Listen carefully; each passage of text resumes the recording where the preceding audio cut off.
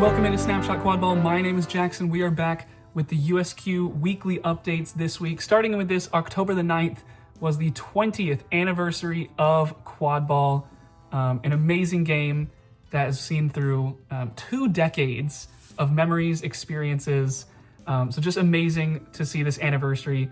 And it came with quite a few announcements. The most, I think, the most exciting one right here in the Reddit comments here.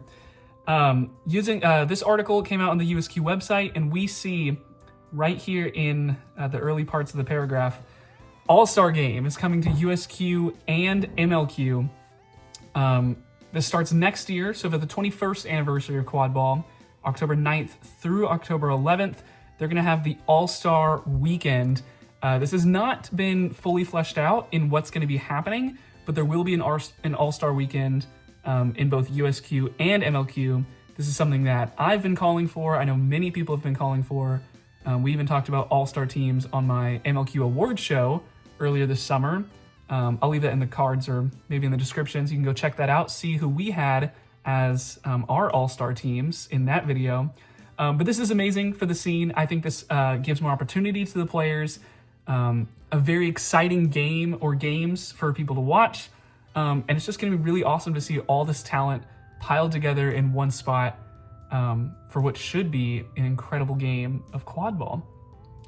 Looking at this week's Quadball, though, or at least this past week, the Troy Invitational was this last week. 4 games on the weekend. The first that we had seen of Rutgers, and they were the best team on the weekend, going 3-0, caught the flag once, 3 games, all wins, beat Brandeis twice, beat RPI once. I believe it's right here, Rutgers versus RPI. This was probably the best game of the event.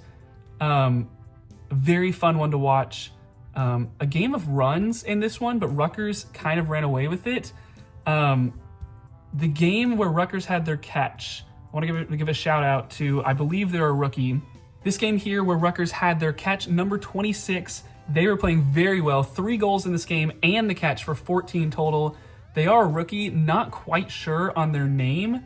There's a couple on the roster that was with the event, but none with number 26. So unsure which rookie this was. If anyone is aware, please let me know. I would love to know. But we've had a lot of great rookies so far this season. Zachary Blue on Crucio, Tristan Snyder for UVA.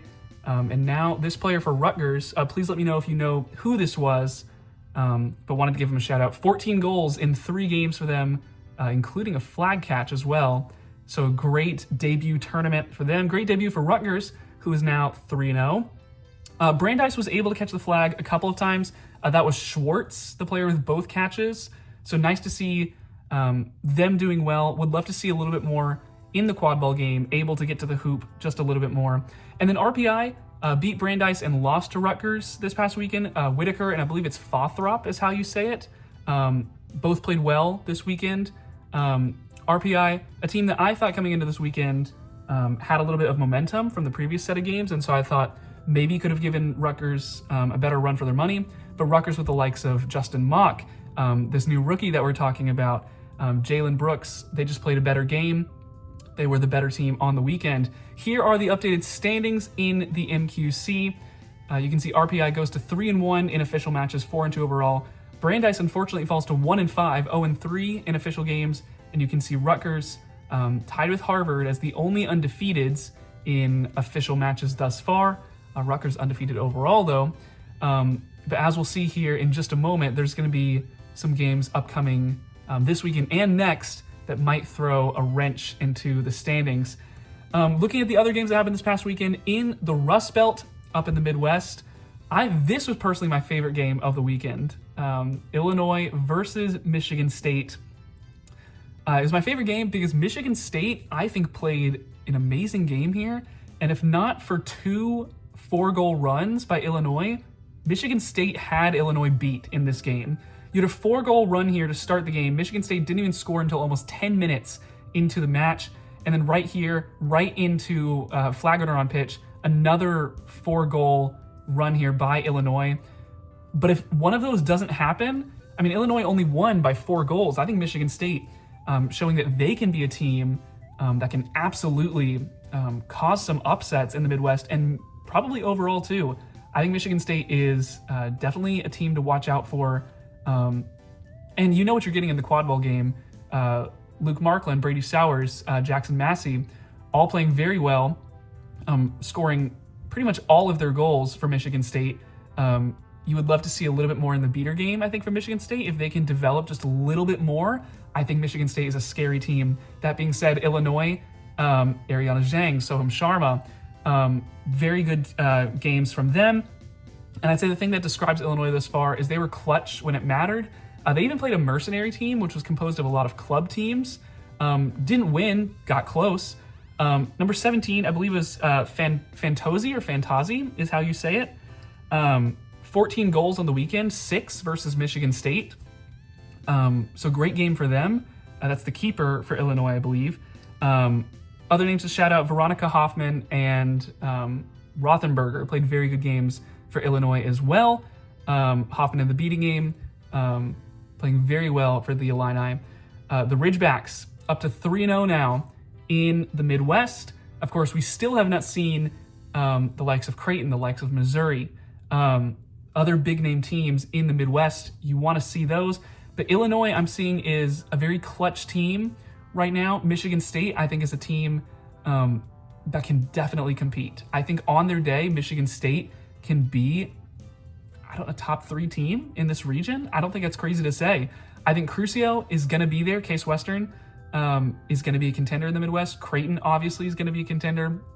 Missouri should be good. Illinois should be good. Michigan State, you would think, is that next team out. But if they played like they did in this game against Illinois, who's to say Michigan State couldn't make a run at the top 3 in this region? I think that is certainly possible. So great to see Michigan State playing so well. And then Bowling Green as well. Riley Freeman and Andrew Howard both played very good games for the Falcons. And they did well. 70 points against Michigan State, put up 50 against the Mercenary team, 50 against the Illini. I think what you can say about Bowling Green is that they're stable.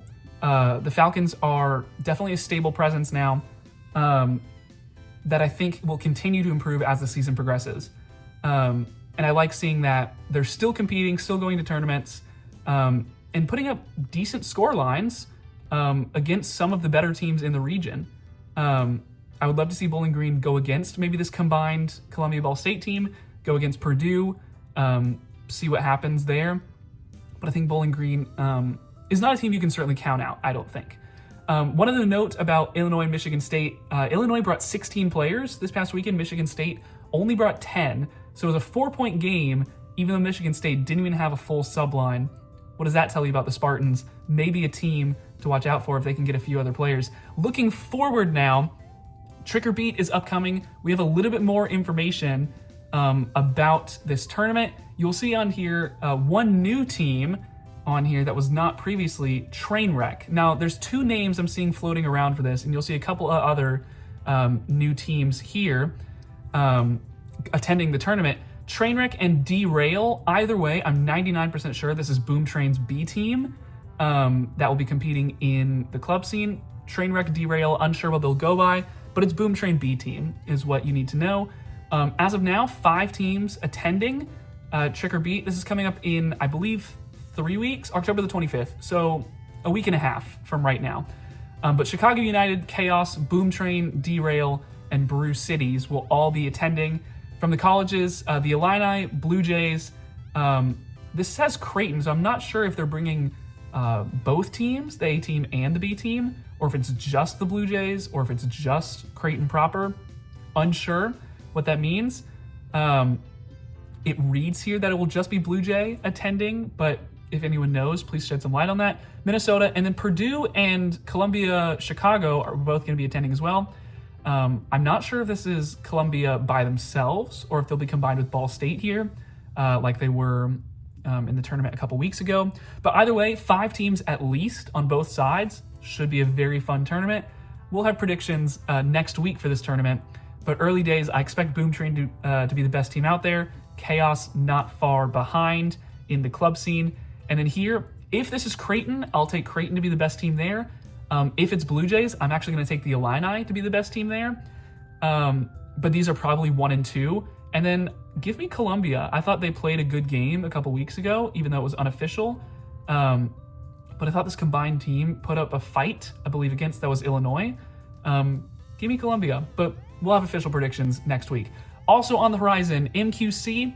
This weekend will be hosted by Middlebury, so hopefully we'll see them for the first time, maybe as separate teams. Middlebury and Vermont could be combined again. We'll see. But we'll see RPI and Brandeis in action again. We'll see Harvard back in action.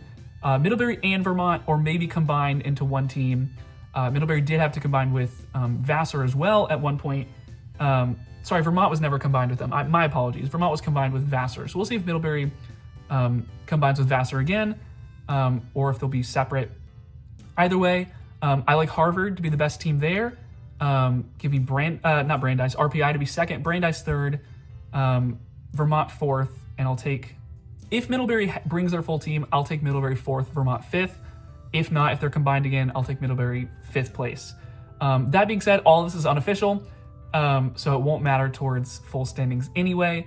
I believe this will be a full round robin, so everyone should be playing everyone, or maybe they'll do the thing where everyone plays maybe just 2 games.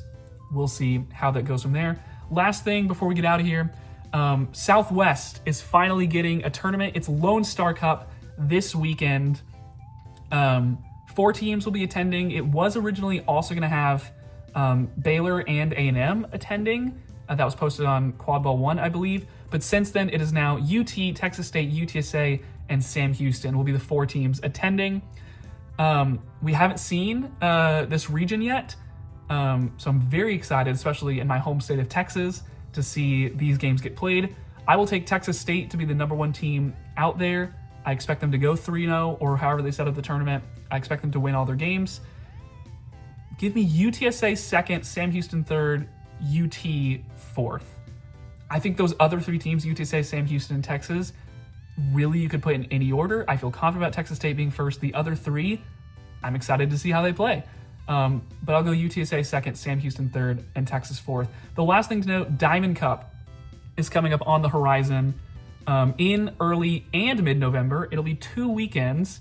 The college one will be on November the 8th. You should see those same 4 teams, maybe an A&M or a Baylor as well, attending. And then they're going to have a separate weekend for the club tournament. You'll probably see the likes of Heat there and Copperheads. And I'm not sure if it's official yet, so I won't say who else will be attending, but I've been hearing rumblings of maybe some out-of-region teams coming as well. We'll see if that comes to fruition. Maybe more information in the days to come. Maybe next week in the update, it'll be official by then. But thank you very much. Thank you very much for watching Snapshot.